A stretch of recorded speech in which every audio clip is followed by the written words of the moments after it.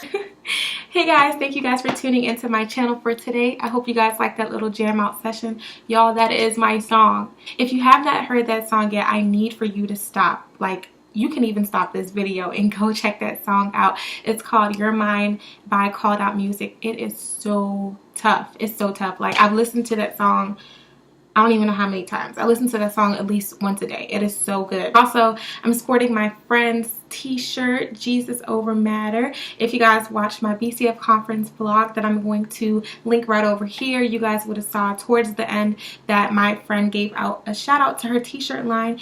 And yeah, it's really cool. I'm just sporting this today, Jesus Over Matter. And I'm going to show you guys the back. Do not be a victim to your circumstances.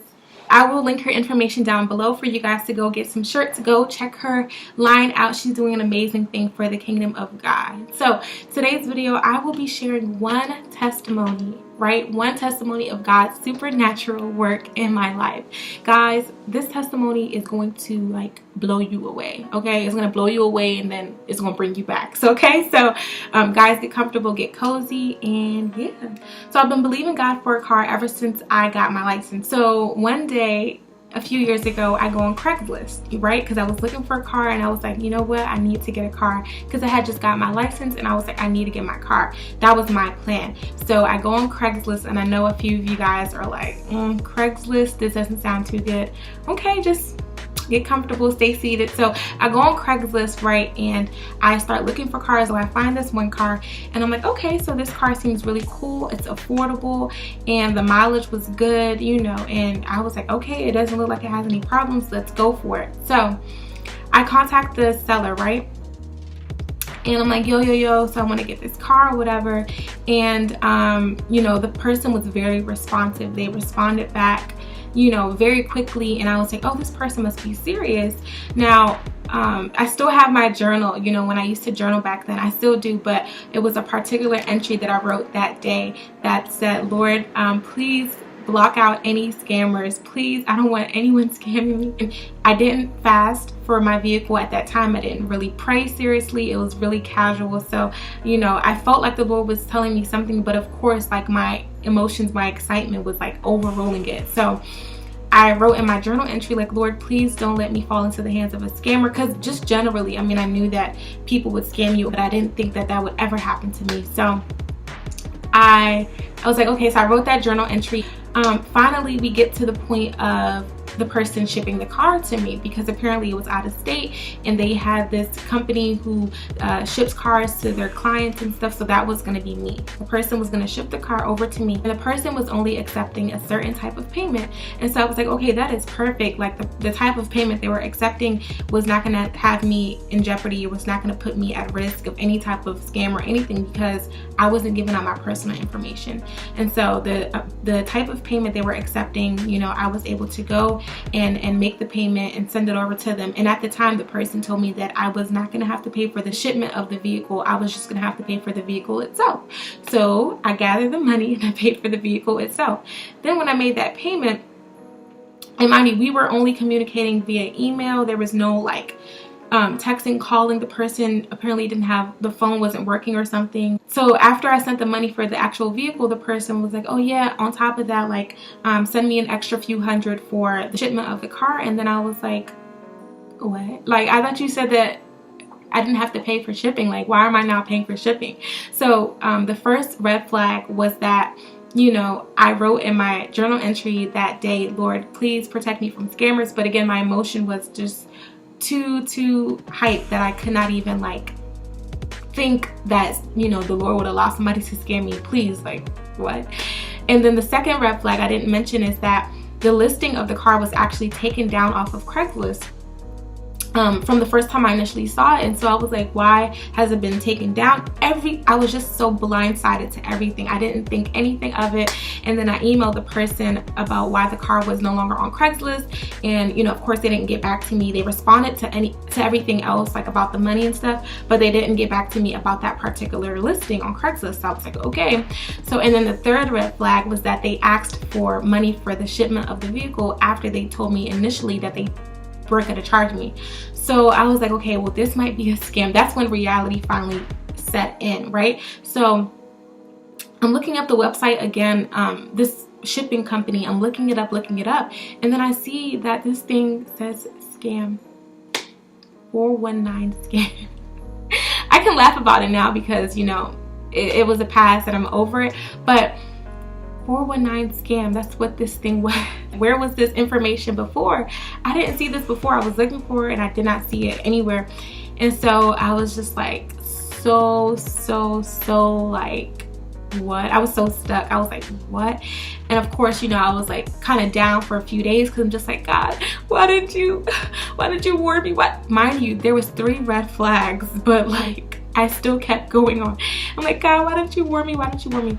And you know, long story short, I got scammed, went to the police. Police ain't do nothing. The police basically took down my information, and they took down the information of what they could, and you know, it just didn't go nowhere. So that is just like background information of like me getting a car. So after that, maybe like a year later, I was just like, okay, Lord, well, I'm believing you for a vehicle again. This is the real deal. I learned my lesson last time. I'm going to pray and I'm going to fast towards this vehicle because I need a car. Like, so I start praying, I start fasting for a car, and I was just very patient. You know, another opportunity came up where I was supposed to go to an auction with like my father's friend, and you know, I just the morning that we were supposed to go, something happened and that opportunity did not happen, right? So, you know, and then going in, I told the Lord, I said, Lord, please block out every opportunity for scam, every opportunity for, you know, disappointment. I just don't want it. So when that morning came that I was supposed to go to the auction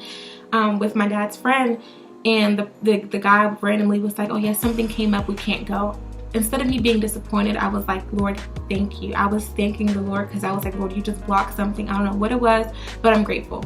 So then other opportunities would come up for me to go and check a car or do whatever. And it just did not seem right. It just didn't feel right. So one day I was on a social media fast. I was still uploading YouTube videos, but I was on a social media fast from everything else. And I came across this video on YouTube by prophetess Kimberly. I can't pronounce her last name. The title of it was Praying and Fasting for Vehicles and Jobs. It came up on my recommended, you know how YouTube is, it showed up on my recommended videos list, and I was like, what? Like, I did not even type anything for a car or anything, nothing like that. I was just fasting secretly, like praying and asking God to, you know, provide and to make a way. I was not even looking for any car like online. Even at that point, I was not even searching any vehicles for car reviews, nothing. Like, so for that video to randomly come up, I was like, God, what? And yeah, pretty much the Lord spoke to me through that video, and I was just like, wow, God, you're beautiful, out of nowhere. So that was one sign that I knew the Lord was saying, okay, the time is coming for you to get a car. Additionally, a church I was going to at the time, the man of God spoke through him and was like, you know, that you're gonna give a huge testimony before you go back to school next semester. And I'm like, okay. It was a few things I was praying about, so I had an idea that it might have been about me getting a car, but I was just like, okay. So it didn't really come as a surprise to me because I was already in that secret place and I was already fasting and praying, so I kind of knew that it was coming. So that was the second confirmation. Third confirmation was that what happened? Third confirmation was that I had a dream one night that somebody was handing me over a temporary license plate, and that was right before I got my car. And I was like, God, like, what is this? Like, you're really speaking to me right now. And then last confirmation, there was a time that I went to the auction with my dad and my mom's friend, and we both went to the auction, and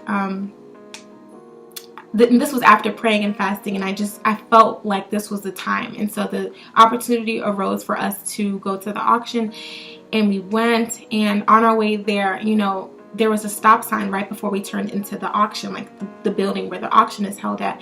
And so at the stop sign before we turned in, there was a particular car that was in front of us. Like, so I'm with I'm in the car with my dad, right? And then there was a car before us that was at a stop sign. In that particular car, I was telling God, I'm like, God, that's my car. I just felt peace. I'm like, yeah, that's the car I'm getting. Out of nowhere, like, I didn't even know. It was just like, yeah, this is my car. And as I was praying for a car, I was like, God, I don't want a car that looks old and boxy. You know what I mean? Because like, I'm not making like big bank to get like any type of, you know, nice car, but I do what I can't afford. I don't want a car that's like super boxy and looks old. I want like a nice, something to fit me, you know?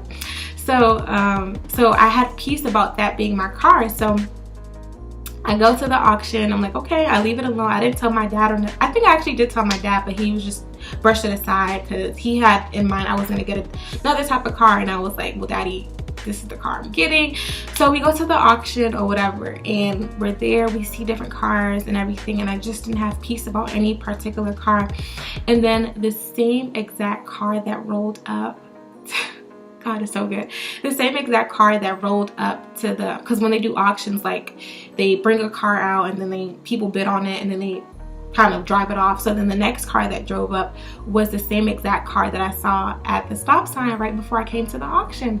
And I'm like, God, what? Like, it didn't really hit yet because I was just like, okay, like this is a nice car. But then I had like some obvious problems, and I'm like, Lord, but I already said like I don't want anything that would cause me trouble. Like I just want, the car came up or whatever, and basically the auctioneer, I don't know what they're called, I forgot, but he was saying the listings and stuff, and nobody was saying anything about the car. Because usually when there's a car that comes up, you hear people yelling out like me, or that they want the car or whatever, or they put their hand up. And nobody, it was silent. Nobody said anything. Even the guy who was like the auctioneer, or the guy who was saying the listing for the car, he was looking straight at me the entire time. When I tell you my God in heaven is real, nobody can ever convince me otherwise. He was looking straight at me and was just saying it. I'm like, what? Like, how does he know that this is the car that I told God I was gonna get? So long story short, I left the auction that day with that car. That is the testimony of how I got my car, and that is just one testimony of God's supernatural work in my life. I'm going to, you know, do videos every now and then where I do give testimonies and stuff like that, but I just really want to share this one. This was a huge testimony, and it was only God. Like right now my car is sitting out there, and I'm just looking at it like, that was God. Like, that was God. Just a side note, be careful when you get stuff online, or don't buy things, you know, of that expense, of that price, you know, online. Like if you feel like the Lord is leading you away from something or speaking to you, listen. Okay, listen. Don't be like me. You know, I believe that faith grows, and I was still growing in the faith, and I really did not even know how to hear the Lord at the time. Those signs that came, I just was like, okay, well, maybe I'm coming up with this stuff. I didn't really think that it was God trying to get my attention. So yeah, so praise God. So thank you guys so much for tuning into my video, and I will see you guys in my next video.